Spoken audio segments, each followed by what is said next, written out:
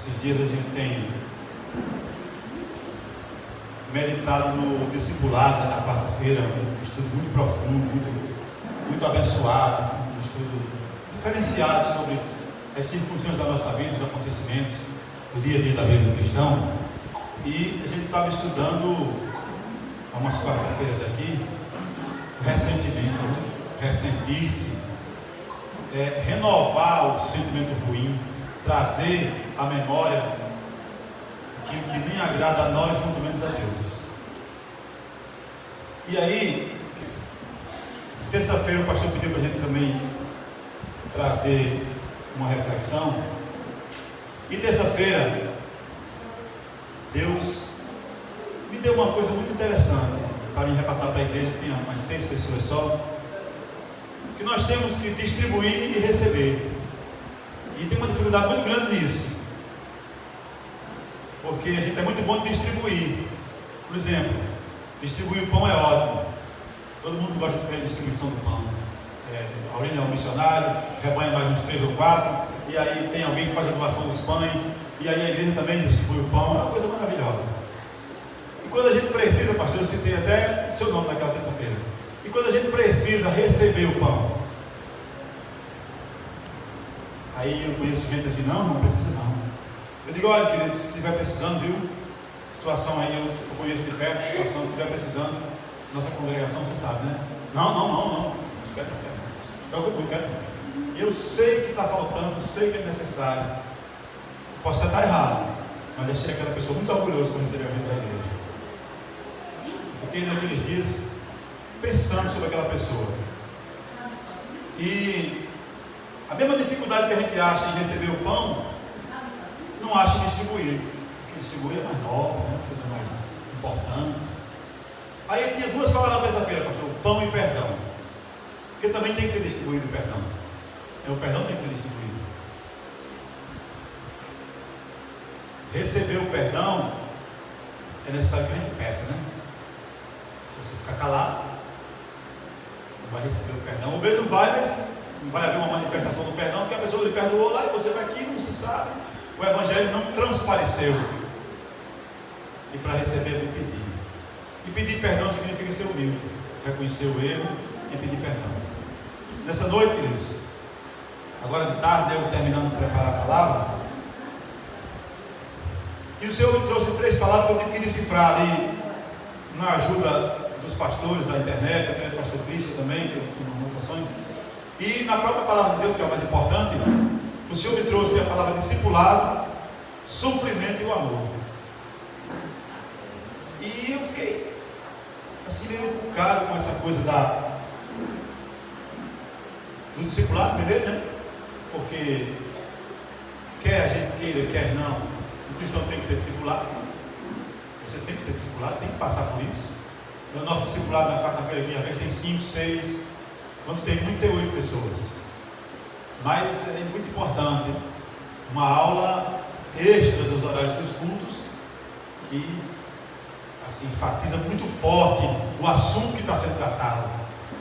Revisto, e na outra semana revisto de novo, para ver se fica alguma coisa na nossa mente, que Deus tem insistido nos termos e necessidades que a gente está precisando. Às vezes estou eu, está Aurino, Gil, Maria José, uma turma que é mais frequentante do discipulado, né? Mas, queridos, é para toda a igreja.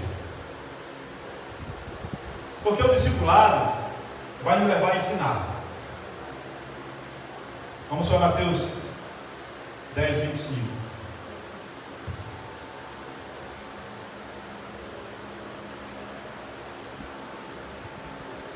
Eu separei algumas referências para a gente entender essa questão do discipulado, qual a importância dele. Não só de aprender, viu? Nós sabemos aqui, só tem cristão, que todos nós temos uma ordenança sobre nós: ide e fazer discípulos. Você não pode viver sem isso.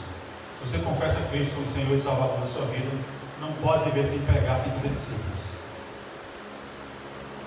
E o Senhor diz assim, ó: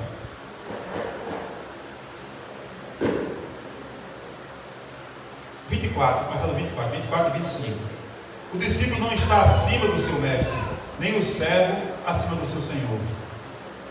Basta ao discípulo ser como seu mestre e ao servo ser como seu Senhor. Querido, nesses dois versículos está posto um desafio gigante: ser como Jesus. E agora? A igreja tem uma dificuldade imensa de ser como Cristo, de se parecer com Ele. Nós temos, eu também sou igreja. Então nós temos uma dificuldade muito grande de reagir como Jesus, de falar como Ele, de responder as questões como Ele. Mas, querido, nós temos essa obrigação. Nós temos sobre nós esse mandamento: ser como Jesus. Nós precisamos ser como Jesus. Não seríamos 100% nunca. Por quê? Porque somos humanos. Jesus não é Deus. Jesus é a totalidade. Ele é, como é que a gente chama? Plenitude. O ser humano não tem plenitude no ser humano. O ser humano tem falhas, tem atropelos, tropeços. Mas se Jesus disse que a gente deveria ser como Ele, a luta para ser como Ele é constante. Não pode parar, não pode recuar. A gente só avança. Não tem como a gente viver uma vida cristã sem buscar dia após dia se parecer com Cristo. Se não há essa insistência na sua mente, querido, na minha mente, a gente tem que rever os conceitos desde a fonte. Se não há esse sonho, se não há esse projeto no nosso coração de se parecer com Cristo a cada dia, vamos começar de novo, viu? Vamos aceitar Jesus, levantar a mão, começar a estudar do zero de novo, porque é necessário que a gente insista conosco dentro do íntimo. Eu preciso me parecer com o Senhor, eu preciso falar com Ele, eu preciso andar com Ele, eu preciso me comportar como Ele em cada momento. Aqui já houve uma pergunta assim já várias vezes: em seu lugar, o que faria Jesus? E nas minhas reações, nas reações do pastor, e nas reações de todos que estão aqui, vão se parecer com Jesus? E passa, queridos, pelo discipulado. Se você não está sendo discipulado por Cristo, comece urgentemente. Comece urgentemente a buscar um discipulado na televisão, na internet, um discipulado santo, uma coisa bíblica, na sua própria congregação. Se não tem tempo de vir na quarta-feira, procure um discipulado orientado por pastores que respeitam os princípios cristãos, porque tem muita necessidade de discipular a igreja, muita.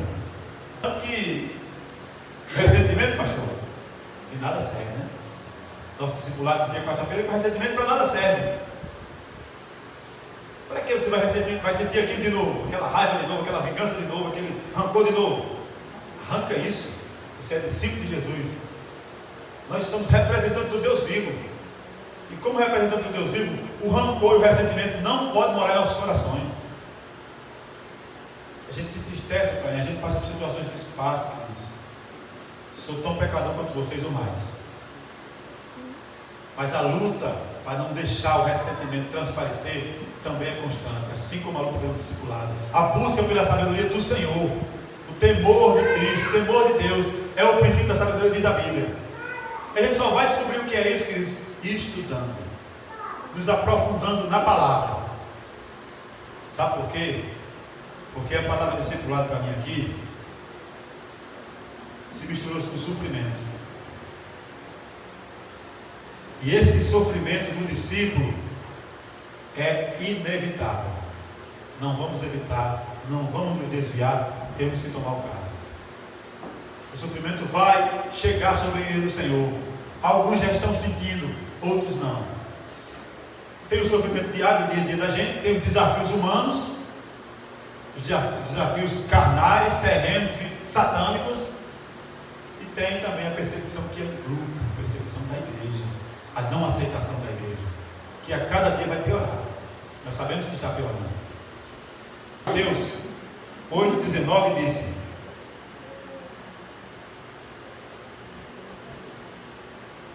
Mestre, seguir-te-ei para onde quer que fores. É a parte B do versículo 19, capítulo 8. Mestre, eu te seguirei aonde quer que fores. Responda não, queridos. para mim não responde para Deus. Você é capaz de repetir essa frase? Nós somos capazes de repetir essa frase? Se o discípulo se parece com o mestre, nós somos capazes de dizer: mestre, eu te seguirei aonde quer que fores. Porque sabe onde vai levar essa caminhada, Deus? No confronto. Primeiro conosco, na nossa carne. O confronto primeiro é conosco. O confronto primeiro é o espírito e você próprio. Depois o confronto é com a sociedade. E depois o confronto é com o diabo, que está misturado nessa maldade todinha, viu? Da carne, da sociedade. Mas às vezes a igreja tem que enfrentar o desgraçado pessoalmente. Santifique-se, seja discípulo. Porque eu sei que quase ninguém aqui já enfrentou uma pessoa endemoniada. É um desafio surpreendente e assustador. Mas os que confiam no Senhor permanecem, não se abalam, diz a Bíblia. Mas o sofrimento do discípulo, queridos, não é de todo mal. A gente, com medo, é a doença, é o problema, é a falta de reconhecimento da igreja. Coisa chata, a gente que acha importantíssimo isso, até eu já cheguei a achar. Mas, queridos, quando a gente diz ao Senhor: mestre, onde o Senhor for, eu vou contigo. Pessoalmente ele não vai caminhar com você, né? Já esteve aqui, já foi embora, fisicamente, vamos dizer. Mas se ele está com a gente, queridos, e está orientando nossos passos, nós vamos repetir essa frase: Senhor, eu irei contigo aonde quer que o Senhor me queira lá. E agora? Porque, eu vou para Mateus 11, versículo 1.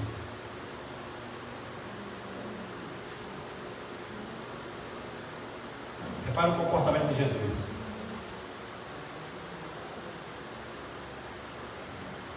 Mateus 11, 1. Ora, tendo acabado Jesus de dar essas instruções, né, aos discípulos, estava ensinando os discípulos, partiu dali a ensinar e a pregar nas cidades deles. O discipulado não parava. Estava com os apóstolos, ensinou as principais coisas, que era o que ia tomar conta da igreja, e saiu para discipular de novo. Que coisa incrível. Irmão, mas Jesus não trabalhava, Jesus não tinha filhos e esposa, então ele tinha tempo de fazer isso. Mas, queridos, concorde comigo, por favor. Jesus é a nossa meta de comportamento.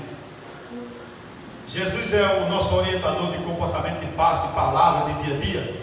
É. Então o que resta para a gente é viver a vida com Ele. É viver o que Ele disse para viver. É o que Ele faz aqui. Ele está com um grupo, discipulando o grupo principal. Ele se afasta daquele grupo para encontrar outro grupo e discipular de novo. É um dia após o outro, é uma noite após a outra, até se encerrar o ministério dele, ensinando. Não, mas eu não sou professor de evangelho, não entendo direito, eu nem consigo ensinar ali na minha casa. Eu acho que tem nenhum analfabeto aqui não. E se tiver, tem professores para ensinar. É muito importante. Até os analfabetos, o Espírito Santo de Deus ensina, através de quem está aqui na frente. Através da palavra de Deus, pelas TV, pela internet, pelos nossos pastores, todos aprendemos. E para que aprendemos o Evangelho, queridos? Para repassar. É o princípio da instrução. Você aprende e repassa. Quem aprendeu de você tem a mesma obrigação de repassar.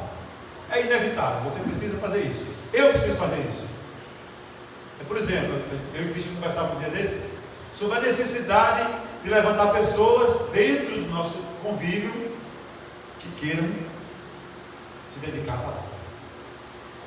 Homens e mulheres, jovens e adultos. Alguns que queiram se aprofundar nesse contexto para chegar até aqui e dizer: igreja, Deus falou comigo isso. Isso é muito importante.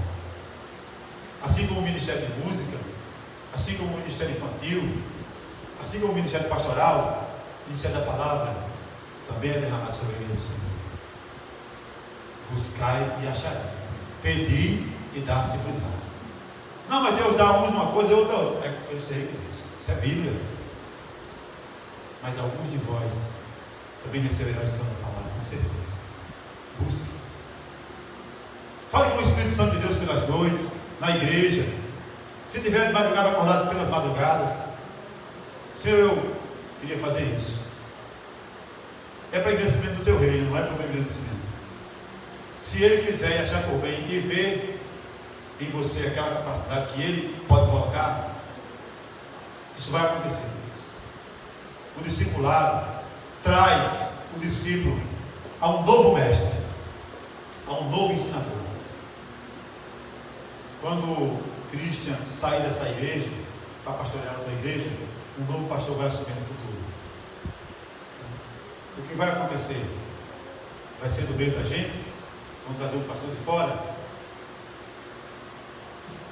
Essas questões, queridos, a gente pode facilmente resolver conhecendo bem a palavra, explorando bem a palavra, buscando os dons do Espírito, buscando os dons do Senhor Jesus. Porque Deus, no meio do seu povo, levanta os líderes. No meio do seu povo, o Senhor levanta os líderes. Levanta os discipuladores, levanta os músicos. O Senhor capacita cada um de nós a atuar dentro do reino dele. É dele, o dom é dele, o escolher a pessoa é dele. Agora tem um detalhe, querido, nós. Se disponha. Se disponha. Fique nas mãos do Senhor, de forma que Ele lhe use segundo a sua vontade. E não se preocupe com essa palavra aqui, sofrimento, não, porque faz parte da vida do cristão. Quer ver uma coisa? Mateus 5.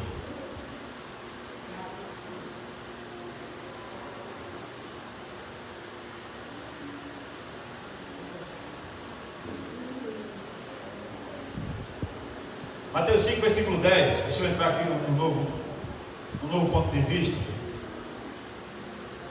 Olha só. Mateus 5, 10 é conhecido demais da igreja. Diz assim: bem-aventurado os perseguidos por causa da justiça, porque deles é o reino dos céus. Tem problema, podem perseguir a igreja, é bíblico. Nós não temos problema com ser perseguido. Nós seríamos bem-aventurados como se fôssemos perseguidos por aquilo que vivemos e fazemos e dizemos. Muitas vezes não vamos ser convidados a certos ambientes, muitas vezes não vamos ser convidados a certos empregos, muitas vezes não vamos ser convidados a certos assuntos, porque as pessoas que vivem ao nosso redor conhecem o nosso ponto de vista sobre aquele assunto. Então você não vai ser convidado, porque a pessoa que lhe convidou, que ia lhe convidar, sabe que você discorda daquele ponto de vista. A pessoa que queria lhe dar aquele emprego sabe que você não concorda com aquele tipo de comportamento do trabalho. Você vai perder o emprego, não vai trabalhar. Isso é perseguição à vida cristã. Isso é discriminação. Eu tenho um ponto de vista diferente desse comportamento aqui. Tenho até a capacidade de assumir o emprego, mas na hora que surgir uma coisa, eu não vou concordar. Assina aqui, rapaz, assina não. Vamos dividir aqui, tu ajeita isso aqui, aí a gente divide, rapaz, divide não, porque é diferente, irmão. Minha vida é diferente da sua. Não dá para você trabalhar aqui não, você não concorda com nada. Perdeu o emprego. E muito já aconteceu com os cristãos. Imagina, eu fico nesse período complicado, cristão na política. Um assessor cristão, genuíno. Ei, meu filho, vem cá, assina isso aqui, olha. Vai levar aqui para o rapaz, leva esse dinheiro aqui e assina isso aqui. Rapaz, não é lícito não, é? Não interessa não, faça o que eu estou dizendo. Você não é meu funcionário, vai, resolve isso aqui. E agora? Você sabe que aquilo é falcatrua e corrupção. Vai fazer o quê? Pedir demissão. Sai do emprego. É um tipo de perseguição que a igreja do Senhor enfrenta todo dia. É a perseguição por causa da justiça. Bem-aventurados sois quando forem perseguidos por causa da justiça. Quando fizerem a diferença no lugar onde só tem corrupção e injustiça. E a gente chama para a justiça, que esse ano vive isso quase todo dia dentro da escola. O comportamento é assim, professor. Não, o ensinamento certo é esse. Não, mas aqui tem que ser assim. Não pode ser assim, Nós temos um princípio no nosso coração. A nossa mente tem um princípio bíblico cristão já ensinado, já enraizado. A gente não muda. E aquele que muda tem um pensamento, tem um ânimo dobre, como diz a Bíblia, né? Uma hora está para cá, uma hora está para ali. Precisa rever. Marcos 4,17 também vai falar com a gente sobre isso.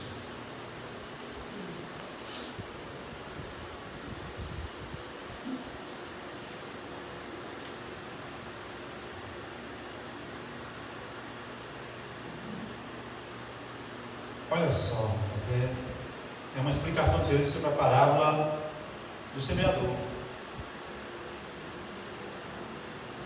E Jesus falando sobre justamente esse cara de ânimo dobro, né? Aquela pessoa fraca. O 4 de Marcos, versículo 17, diz assim: mas eles não têm raiz em si mesmo, sendo antes de pouca duração. Em lhe chegando a angústia ou a perseguição por causa da palavra, logo se escandalizam. Estão no meio de nós, mas não são dos nossos, disse o Senhor. Com esse tipo de gente. Estão no meio do povo cristão, mas não é cristão. Por quê? Porque a perseguição pega a igreja toda. A perseguição não pega metade da igreja, só pega um, só pega o pastor. Todos nós estamos dispostos a esse tipo de perseguições. Quer ver uma coisa? Atos capítulo 11.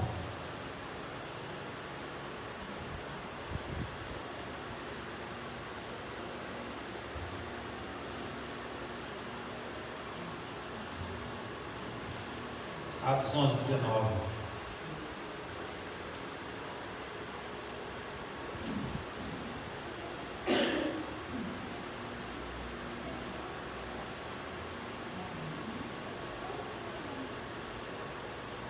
Atos capítulo 11, versículo 19 diz assim: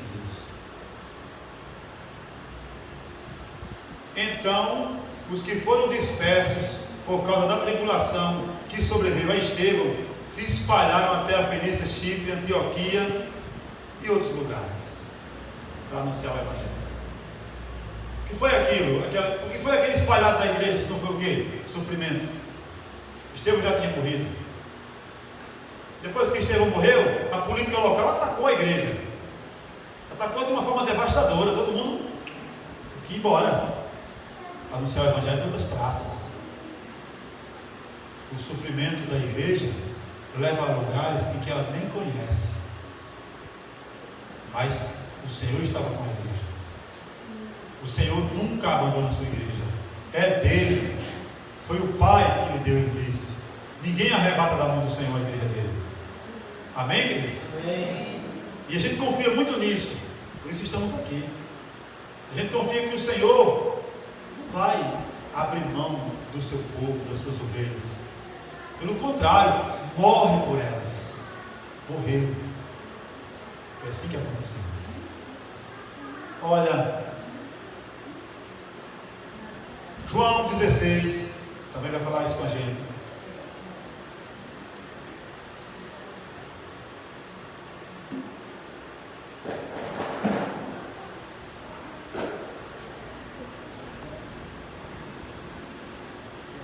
João 16.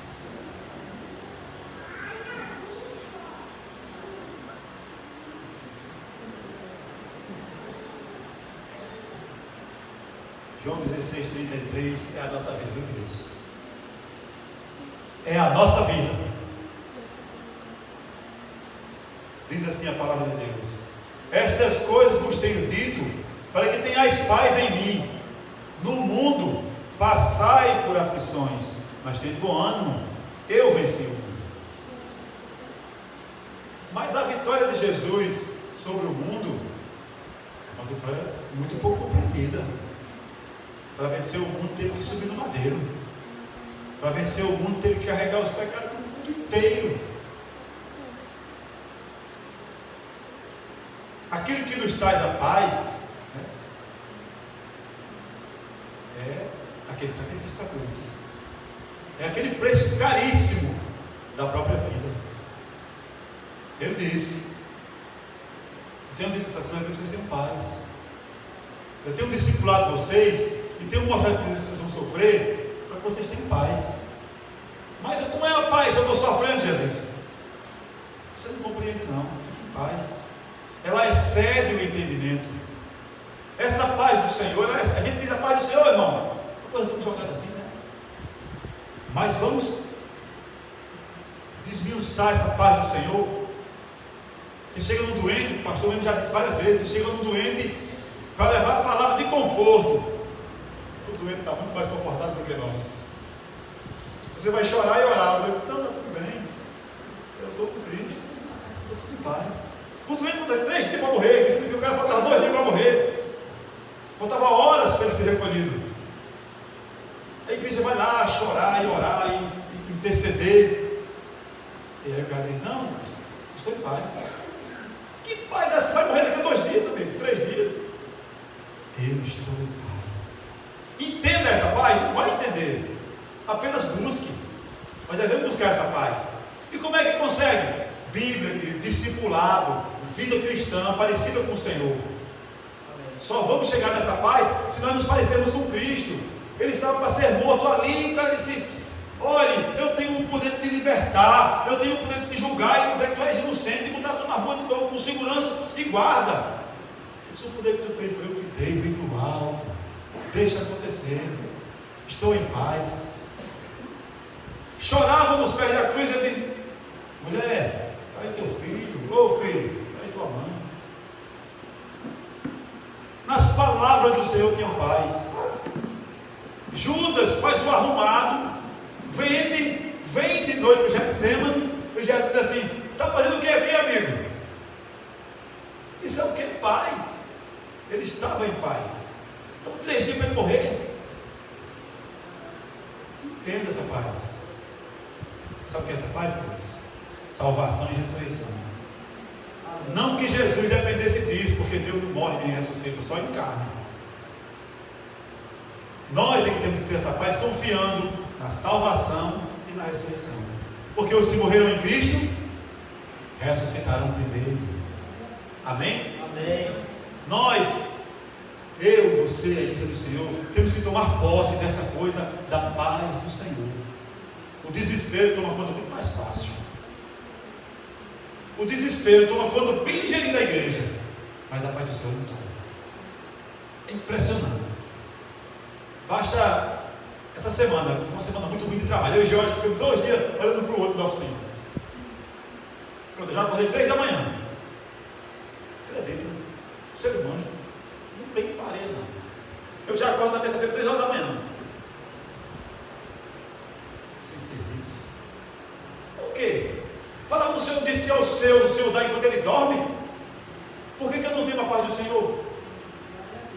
Por que eu não sei confiar que os pássaros não trabalham, nem tem oficina, nem tem filhos e netos para criar? E o Senhor sustenta eles.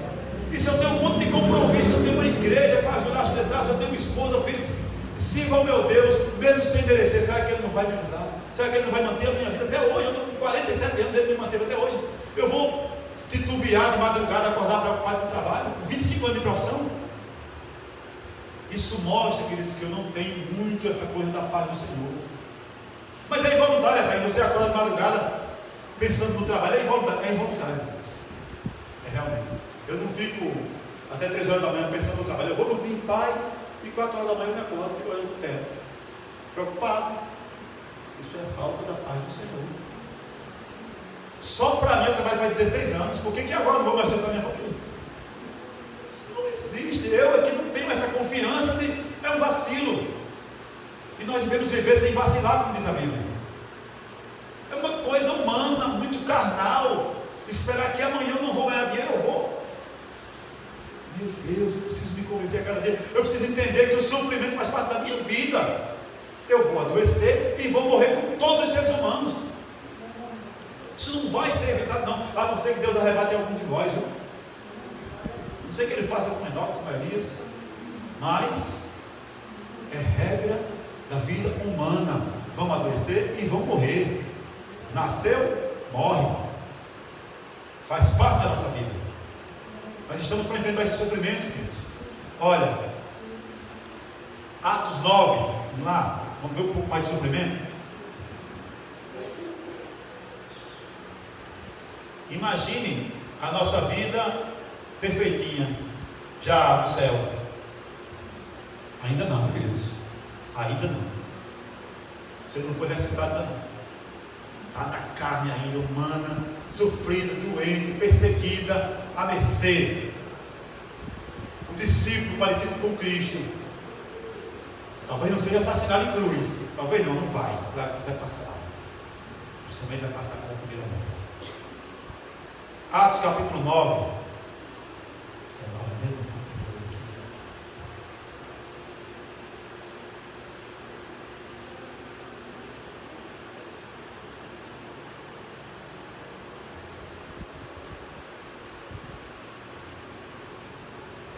Capítulo 9.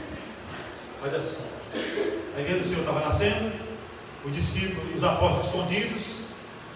A Bíblia diz assim: Saulo, respirando ainda ameaças e morte contra os discípulos do Senhor, dirigiu-se ao sumo sacerdote. Fica aí. Não era como hoje, né? O religioso não vai nos ameaçar de morte. Talvez uma religião muito radical, que vocês sabem, tem umas religiões que realmente trabalham até com a morte. São muito radicais. Mas no nosso contexto ainda não, graças a Deus. Mas olha a situação da igreja. Saulo, você sabe quem é Saulo, né? Que Jesus foi transformou em Paulo. Colocou o homem de castigo umas horas e transformou ele numa bênção. Saulo, respirando ainda ameaças e morte contra os discípulos do Senhor, dirigiu-se ao sacerdote. Você sabe o que ele foi fazer, né? Pedir autorização para caçar a igreja. Pensou? Que situação da igreja? Onde estava a igreja? Com quem estava? Tinha que se esconder. A perseguição não era pequena. Queridos, haverão dias, viu? Sobre a igreja do Senhor, que a perseguição vai ser assustadora. Se você dar uma pesquisadinha, vai ver que em alguns países já acontece isso. E aí a gente chora, a gente ora, a gente se coloca com uma face mesmo no pó, para buscar entender o que é isso. Mas, no meu pouco conhecimento, se alguém me perguntar o que é isso, Efraim, liga só a Bíblia acontecendo. Não tem como evitar. Você não vai viver sem esse sofrimento, sem essa perseguição, sem essa morte final. Não vai viver sem isso. Vem, Filipenses 1:29.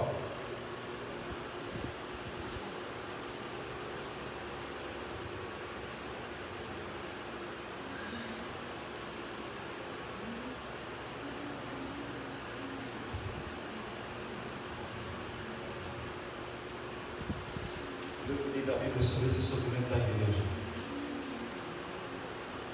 Filipenses 1:29.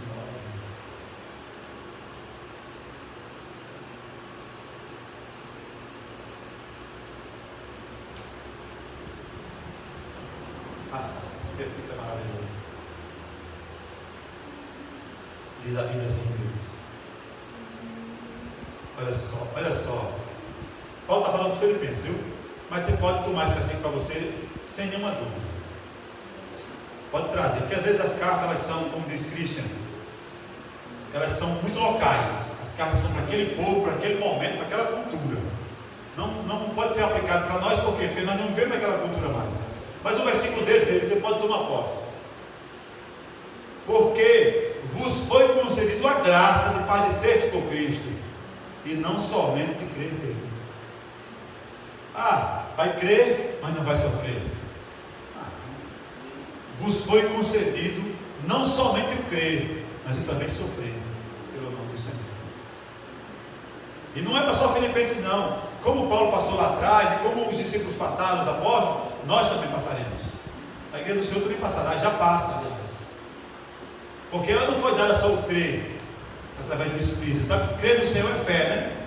E não é coisa nossa, é do Espírito Santo de Deus. Mas o crer, você viu que esse versículo está atrelado a quê? Ao padecer. E nós temos também essa coisa sobre nós.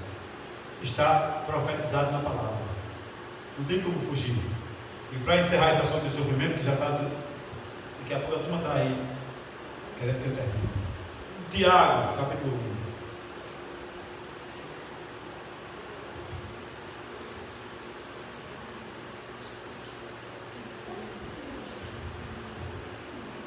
Capítulo 1 de Tiago, versículo 2, carta dele.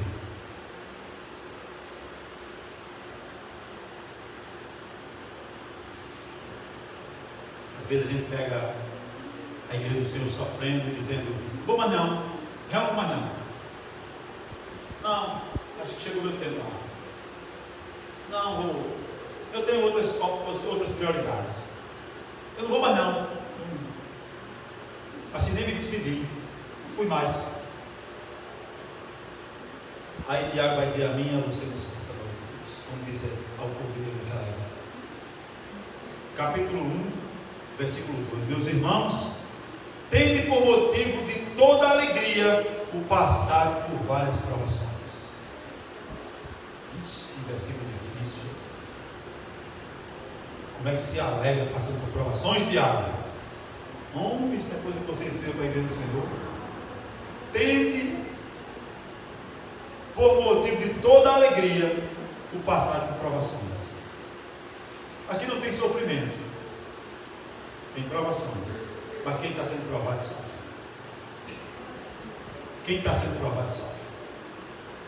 Se conhecer a paz do Senhor, que excede todo o entendimento, não sofre tanto. Mas se não conhecer, eita, murmuração, 50 quilômetros de murmuração. Que a gente também murmura, né? Que a gente também gagueja, a gente também erra. Meu Deus. Mas, queridos, o discipulado foi um chamado de Deus, uma ordenança sobre nós. O sofrimento foi profetizado sobre a sua igreja. Mas agora, nós vamos entender para que tudo isso. João 15, versículo 9.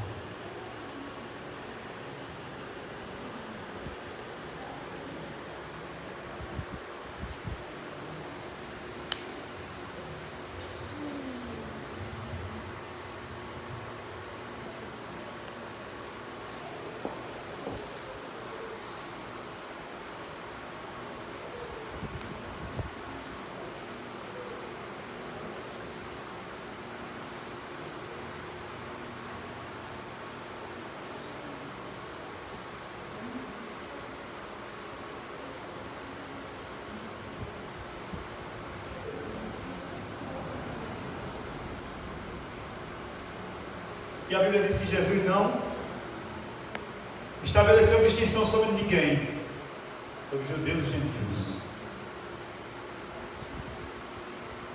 purificando todos pela fé e o coração. E aí eu vou para João 13, 35, que diz assim melhor.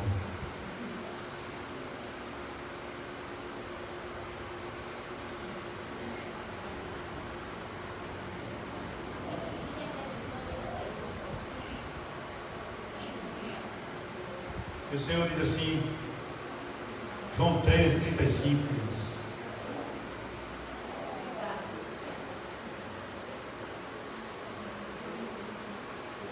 por isso, também diz, o Senhor diz em outro salmo, não permitirás que o teu santo veja corrupção. Nós vamos receber do Senhor esse selo, a igreja vai receber esse selo, essa garantia. Vamos receber, assim como Cristo esteve na terra, operando milagres, combatendo a injustiça, vivendo em santidade, nós vamos passar por isso também. Se você não ressuscitou ninguém, nem fez um cego ver, saiba que esse dom existe. Saiba que pode ser derramado sobre a sua vida. E atuar dentro do reino de Deus, nessa área de milagres, é uma coisa fantástica. Não, mas é comparado a qualquer dom, eu sei. Mas imagine orar e o cego voltar a ver. Vai valer a pena o discipulado, vai valer a pena o sofrimento. Quando nós tivermos o dom de pregar a palavra e o Espírito Santo de Deus fazer a obra. Porque Ele faz. Queridos, Romanos capítulo 5,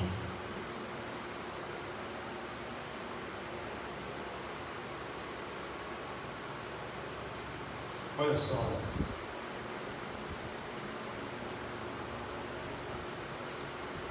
Romanos 5:8.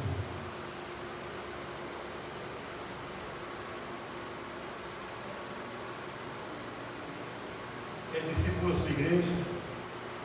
O sofrimento tem que ser colocado sobre ela, porque está profetizado por Cristo. Mas olha só o que diz o Senhor sobre nós. Deus prova o seu próprio amor para conosco. Você crê assim, que Deus prova o seu próprio amor com a sua igreja? Aliás, pela humanidade inteira, vou nem colocar sobre a igreja, porque Deus amou a humanidade de tal maneira que Cristo teve que morrer por ela. Mas Deus prova o seu próprio amor para conosco pelo fato de ter Cristo morrido por nós, sendo nós ainda pecadores. Jesus morreu por nenhum santo, nenhum perfeito. Um grupo de pecadores redimidos e perdoados, que se reúnem para fazer a glória de Deus brilhar nesse mundo. Somos nós, a igreja do Senhor. Quer ver? Deixa eu ver aqui, Romanos capítulo 8, queridos. Versículo 35 diz o quê? O amor de Deus para conosco.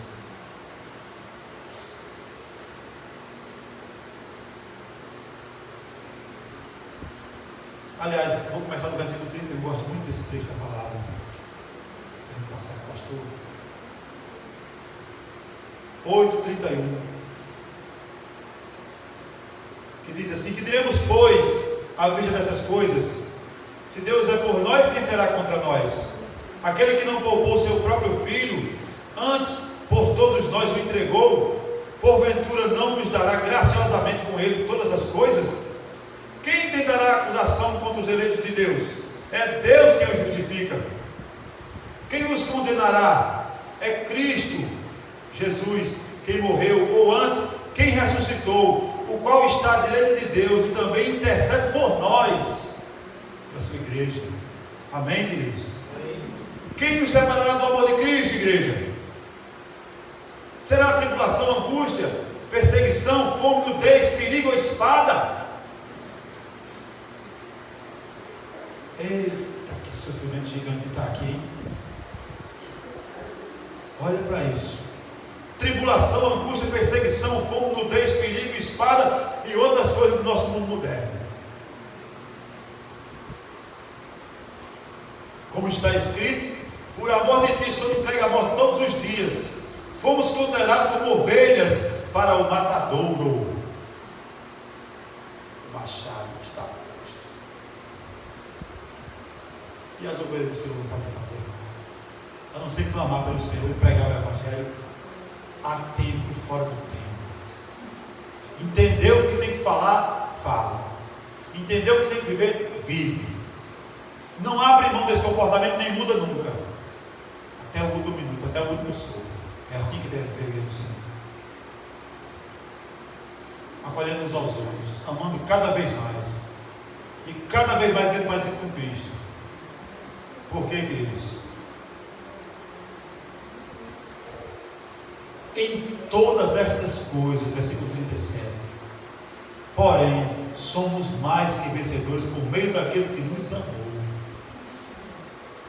Então o amor de Cristo é principal. E o amor que praticamos é principal. E o que aprendemos dele para repassar é principal. Nós fomos à faculdade e estudamos 5 anos, 4 anos. E a minha filha está para entrar na faculdade. É uma loucura. É uma pilha de livros, é uma madrugada, é uma prova no domingo. Será que tem algum livro de física e química mais importante do que a Bíblia?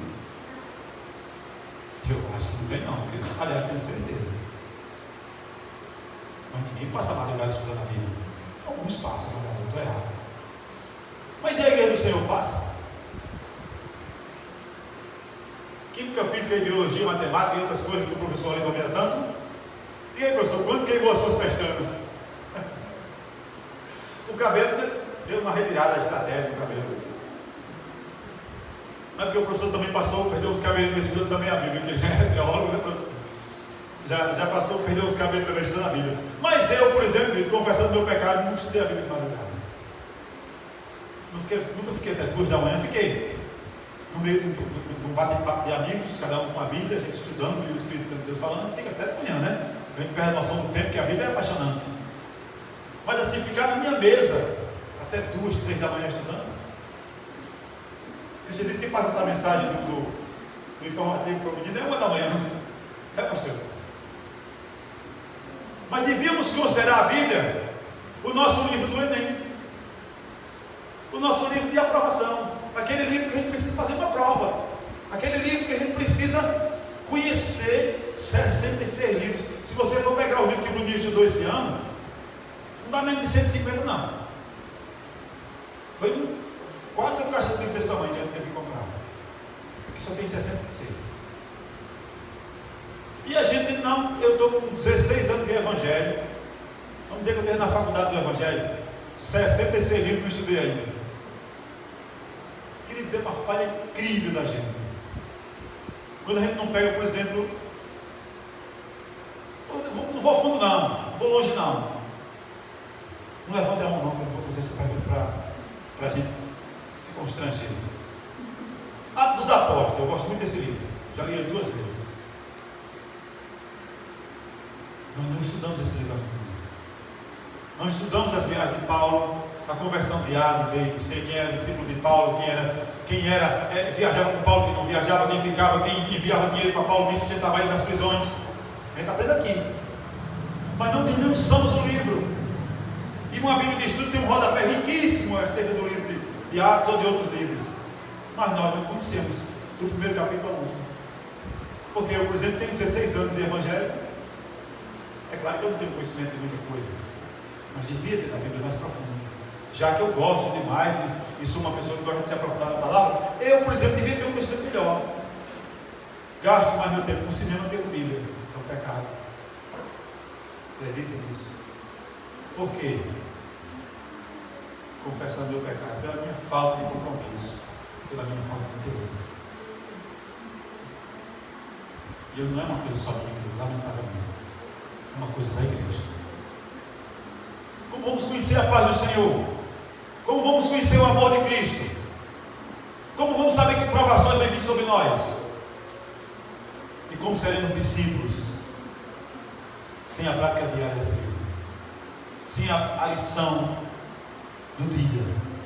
Aí eu ganhava de presente, Cristian, um livro chamado Pão Diário.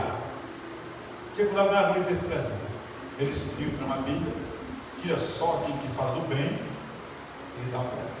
Você não abre o Pão Diário para ter tribulação, não. Só é o Pão Diário para ter recompensa. É uma coisa boa. Não, não serve para mim, não. Não serve, não, porque. E as pessoas desse livro não falam, não? Está substituindo a minha Bíblia? A gente precisa focar mais na palavra de Deus. A gente precisa buscar mais a palavra de Deus para conhecer esses momentos difíceis, para poder superar coisas que vão se abater sobre a igreja do Senhor. Porque seremos livres de condenações, de pontos de vista que nos deixam em dúvida, de estar em cima de muro, de estar bicudo ou se ressentindo. Porque a Bíblia é muito prática, quando assim: conhecereis a Cristo e Ele vos libertará. Não, mas é do alcoolismo, é farinha da joga. Não, queridos, é do rancor, é do ressentimento. Acredita? É da vingança, é do pequeno delito. Aí, rapaz, o cara pegou meu carro, estava sem documento, olha. Aí o irmão disse: e aí, teu carro sem documento? Semzinho. Me liberou. Rapaz, esse documento da caminhonete. Graças a Deus que Ele me liberou.